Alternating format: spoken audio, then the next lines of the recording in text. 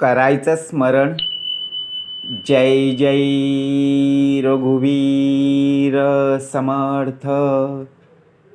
श्री समर्थ कृपेने एक सुंदर असा बोध, एक सुंदर असं श्रवण आपल्याला प्राप्त झालेलं आहे. या श्रवणाच्या माध्यमातून उत्तमाचं सामर्थ्यसुद्धा समर्थांनी प्रत्यक्षपणे आपलं आयुष्य आणि आपल्या जीवनामध्ये प्रत्यक्षपणे विचार येतच असतात.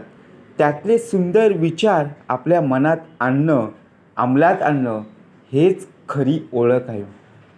आनंदी चेहरा तुमचा रुबाब वाढवतो, पण आनंदाने केलेले कार्य हा तुमचा चेहरा ओळखतो. प्रत्यक्षपणे तत्वांचं पालन करणारा वाकत तर नाहीच, पण मोडतही नाही. जगातील सर्वात मोठी प्रॉपर्टी आपलं शरीर आहे. जे चांगलं असेल तर आपण जगातील कोणतीही प्रॉपर्टी खरेदी करू शकतो. म्हणून स्वतःची काळजी घेतली पाहिजे. आनंदी राहण्याचं रहस्य. जी व्यक्ती आपल्याकडे दुर्लक्ष करते तिच्याकडे दुर्लक्ष करायला शिका. ज्याला आपली किंमत नाही त्याला किंमत देणे बंद करा. जी व्यक्ती आपल्याला महत्त्व देत नाही त्याला महत्त्व देणे बंद करा. माणसाने कितीही प्रयत्न केले तरी अंधारात सावली, म्हातारपणात शरीर आणि आयुष्याच्या शेवटच्या काळात पैसा कधीच साथ देत नाही. साथ देतात ती फक्त आपण जोडलेली जवळचीच माणसं. मन मोकळं जगणं आणि मनासारखं जगणं यातील अंतर जर कळलं की आयुष्य आनंदी तर होतंच, पण वाढतं सुद्धा. जितके मोठे मन तितके सोपं जीवन आहे. वादाने अधोगती आणि संवादाने प्रगती होत असते. जग काय म्हणेल हा विचार करू नका, कारण लोक खूप विचित्र आहेत. अपयशी लोकांची थट्टा करतात आणि यशस्वी लोकांवर जळत राहतात. आपण सुद्धा लोक आहोत हे लक्षात ठेवून एकमेकांना सन्मान द्या. माणसानं एखाद्या पाहण्यासारखं असावं. अडचणी अनेक जरी असल्या मात्र उपाय एकच आहे. दुनिया कशी का वागेना आपल्याशी, आपण छानच वागायचं सगळ्यांशी. इतकं छान की विश्वासघात करणाराही तळमळला पाहिजे आपल्याजवळ येण्यासाठी. ज्यांना आपली काळजी असते ना, ती माणसं आपल्याशी कितीही भांडण झालं तरी आपल्याशी बोलण्याची कारणं शोधत असतात. कारण त्यांना मानापणापेक्षा सुंदर विचार इतकं देखणं असतं या जगात दुसरं काहीही नाही. शांत राहिलं की गैरसमज होतात आणि बोललं की नक्कीच वाद होतात. माणूस हा आपल्या विचारांनी तयार झालेला प्राणी आहे. तो जसा विचार करतो तसाच बनतो. ज्या माणसात मनाविरुद्ध होणाऱ्या गोष्टी स्वीकारण्याची आणि पचवण्याची ताकद असते त्याचं सामर्थ्य हे आयुष्यातील कोणत्याही प्रसंगाला जिंकण्याचं असतं. एखाद्या अनोळखी माणसाला ओळखीचं व्हायला आपल्याला एक क्षण हृदयाला स्पर्शनाला लागतो, पण एखाद्या ओळखीच्या माणसाला अनोळखी माणूस जर भेटला तर नक्कीच त्याला फसवतो. हक्क गाजवण्या अगोदर त्या नात्याची कर्तव्य पार पाडायला शिकलं पाहिजे. तुमची मिळकत तुमच्या कुटुंबाच्या गरजा भागवण्या इतकी असेल तर स्वतःला श्रीमंत समजा, कारण श्रीमंतीची व्याख्या आजपर्यंत कोणालाही करता आली नाही. आपण आनंदी राहायचं की दुःखी हे समोरच्या व्यक्तीवर कधीही अवलंबून राहू नका. शिक्षण म्हणजे नुसतं पदवी मिळवणं नव्हे, तर बुद्धीला सत्याकडे नेणं, भावनेला माणुसकीकडे नेणं आणि शरीराला श्रमाकडे नेणं म्हणजे शिक्षण. हल्ली संवाद सुरुवातीला संपतात आणि शेवटी उरतं ते फक्त एक शांतता. ज्या गोष्टीला विरोध केला जातो ना, तीच गोष्ट करायची इच्छा अधिक होते. म्हणून वाहन केव्हाही वळवता येते, पण वळण आल्याशिवाय ते वळवू नये. निर्णयांचंही असंच असतं. निर्णय केव्हाही घेता येतो, पण वेळ आल्याशिवाय घेऊच नये. अवेळी घेतलेले वळण अपघात घडवल्याशिवाय राहत नाही आणि अवेळी घेतलेला निर्णय पश्चातापाशिवाय काहीही देत नाही. एखादं काम करण्यास आपण स्वतः असमर्थ आहोत हे समजल्यानंतर आपण पूर्ण विश्वासाने त्या विधात्याला जेव्हा साथ घालतो, या भावनेलाच प्रार्थना म्हणतात व प्रार्थनेलाच मिळालेला सकारात्मक प्रतिसाद म्हणजेच परमेश्वराची कृपा. परिस्थितीप्रमाणे बदलणारी माणसं सांभाळण्यापेक्षा परिस्थिती बदलवणारी माणसं सांभाळा. आयुष्यात कधीही अपयश अनुभवायला मिळणार नाही. मैत्रीचे धागे हे कोवळ्याच्या जाळ्यापेक्षाही बघा बारीक असतात, पण लोखंडाच्या तारेपेक्षाही मजबूत असतात. तुटलं तर श्वासानेही तुटतील, नाहीतर वज्र हातानेही तुटणार नाही. वाईटांची संगत ही नेहमी नुकसानकारकच असते, मग ती कशीही असो. कारण कोळसा पेटलेला असतो तेव्हा हात भाजतो आणि पेटलेला नसतो तेव्हा हात काळा होतो. प्रेम व आनंद देणाऱ्या व्यक्ती आपल्या सहवासात असणं ही निसर्गाची देणगी आहे.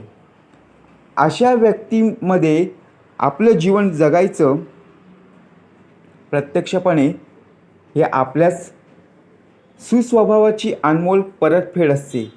दुसऱ्याला आनंदी बघायला आवडणं हे अतिशय अनुभवी आहे.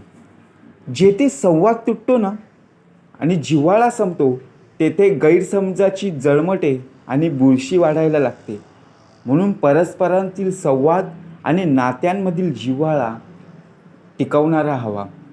दुसऱ्यांची मदत करण्यासाठी कोणाकडेही वेळ नसतो, परंतु दुसऱ्यांच्या कामात व्यत्यय आणण्यासाठी सर्वांकडे वेळ असतो. एवढ्या लवकर जगातील कोणतीच गोष्ट बदलत नाही जेवढ्या लवकर माणसाची वृत्ती आणि दृष्टी बदलते. हक्क सगळ्यांच्या लक्षात राहतात, कर्तव्याची मात्र वारंवार आठवण करून द्यावी लागत असते. पदोपदी स्वतःला सिद्ध करणं हे नात्यांमध्ये गरजेचं नसतंच. प्रत्येकाच्या आयुष्यात स्वार्थी माणसं यायलाच हवीत, त्याशिवाय निस्वार्थी माणसांची किंमत समजत नाही. विचारांच्या युद्धात शब्दांच्या मर्यादा शस्त्रांचं काम करत असतात. आवडते नाते सांभाळून ठेवले पाहिजेत. जर हरवले तर गुगल पण शोधू नाही शकणार. रात्रीला आकाशात फक्त अंधार बघणाऱ्यांना चंद्र ताऱ्यांच्या भावना कशा कळणार. प्रगती खुंटली की प्रसिद्धी आपला पसारा आवरत असते. खरी माणसं सोबत नसली तरी चालतील, पण खोट्या व्यक्तींची साथ नसावी. पत्ता माहीत नसताना सुद्धा जबाबदारी नावाचं पत्र प्रत्येकाच्या आयुष्यात येत असतं. तुमच्या रिप्लायचं स्पीडच सांगतो तुम्ही त्या व्यक्तीला टाईम देत आहात की टाईमपास करत आहात, म्हणजे प्रत्यक्षपणे कसा भाग दिलेला आहे. धोक्याची एक खासियत असते, धोका देणारा कोणीतरी आपला खास असतोच. म्हणून विश्वासता निरूपणी मोक्ष लागे त्या क्षणी. आजचा क्षणभराचा आनंद जर उद्या खूप दुःख देणारा असेल तर त्याला आजच संपवून टाकलं पाहिजे. प्रत्येक फुलाच्या नशिबात देवाची पायधूळ नसते. सर्वात जास्त सुगंध देणारी फुलं सर्वात जास्त पायदळी तुडवली जातात, पण तरीही ती ओंजळींना आणि पायदळी तुडवणाऱ्या पायांनाही समानच सुगंध देत असतात. कदाचित ती आपल्याला शिकून जातात, पुढच्याला वागायचं तसं वागू दे, तू मात्र तुझ्या चांगुलपणाच्या सुगंधावर ठाम राहा. प्रवाहाच्या विरुद्ध दिशेला तेच पोहोचू शकतात ज्यांचे निर्धार ठाम असतात, ज्यांना कुठले तरी ध्येय गाठायचं असतं. परीक्षा नेहमी एकांतात असते, मात्र तिचे परिणाम सर्वांसमोर दिसत असतात. म्हणून कोणतेही कार्य करण्याअगोदर त्याच्या परिणामांचा विचार नक्की करावा. कधीकधी केराचा डबाही आपल्याला मनापेक्षा बरा वाटतो. दिवसातून एकदा का होईना निदान तो रिकामा तरी होत असतो ना. आपण मात्र मनात किती दुःख साठवणी ठेवत असतो. काय मिळवते यातून आपण? स्वतःचे दुःखच नुसते वाढवत असतो. घडून गेलेल्या वाईट गोष्टी वर्षानुवर्ष मनात ठेवतो. त्या घडल्या ज्यांच्यामुळे त्यांचा पुढे आपण तिरस्कारच करतो ना. म्हणून केराच्या डब्यासारखंच आता रोज मनाची साफसफाई करता यायला हवी. विसरून जुने दुःख सारं नव्याने जीवन जगलं पाहिजे. सुखी जीवनाचं तंत्र आता मात्र सर्वांनी शिकायला हवं. स्वतः आनंदी राहायचं आणि दुसऱ्यांनासुद्धा आनंदच द्यायला. नेहमी ध्येय साध्य करत असताना आलेली निष्फळता म्हणजेच अपयश नव्हे तर कमकुवत ध्येय म्हणजे अपयश. वाया गेलेला वेळ हा वाया गेलेल्या पैशांपेक्षाही वाईट असतो. आपल्याला एक नवीन स्वप्न बघायला किंवा अगदी नवीन ध्येय समोर ठेवायला वयाची मर्यादा कधीच नसते. प्रत्येक दिवस जीवनातला शेवटचा दिवस म्हणून जगलं पाहिजे आणि प्रत्येक दिवशी जीवनाची नवीन सुरुवात करायला हवी.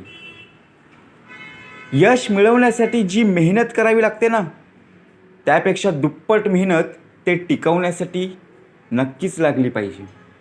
कष्ट ही एक अशी किल्ली आहे की जे नशिबात नसलेल्या गोष्टींचे सुद्धा दरवाजा उघडत असते. कोणतेही स्वप्न नवसाने पूर्ण होत नसते. त्यासाठी वर्तमानात प्रचंड मेहनतीचा डोंगर उचलावा लागतो. उद्या हा फक्त स्वप्नाळू आणि आळशी माणसाच्या कार्यक्रमात असतो. म्हणून काय करा ते आत्ता करा. वेळ आली आहे तर नक्कीच घाम गाळा, नाहीतर काही दिवसांनी अश्रू गाळावे लागतील. आयडिया महत्त्वाची नाही, ती प्रत्यक्षात येणं महत्त्वाचं आहे. पंख त्यांचेच मजबूत असतात जे एकटेच उडतात आणि प्रवाहाविरुद्ध झेप घेत असतात. परीक्षेमध्ये तुम्हाला किती गुण मिळतात हे महत्त्वाचं नाही, तर तुम्ही किती गुणी आहात हे महत्त्वाचं आहे.